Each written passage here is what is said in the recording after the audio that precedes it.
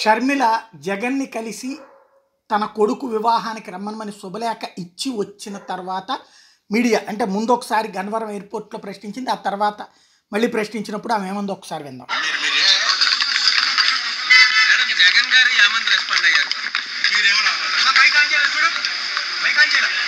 రాజశేఖర్ రెడ్డి గారి మనవడి పెళ్లి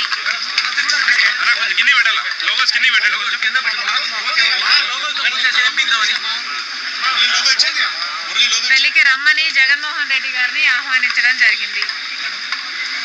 సానుకూలంగా స్పందించారు.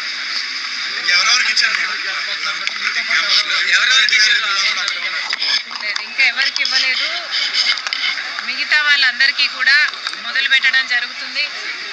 పెళ్ళి అనేది చాలా ముఖ్యమైన విషయం కనుక అందరూ వచ్చి నా కొడుకును ఆశీర్వదించాలని మనస్ఫూర్తిగా కోరుకుంటున్నాను.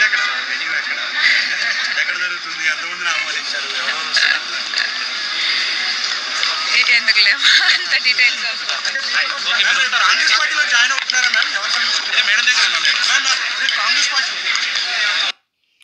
రాజకీయపరమైనటువంటి ఇష్యూస్ ఏమీ లేవు. పెళ్లికి పిలిచాం, ఆ పెళ్లికి సంబంధించిన యాక్టివిటీ వరకే పరిమితమైంది. ఎలాంటి కాంట్రవర్సీ లేకుండా బాధ్యతాయుతంగా స్పందించింది.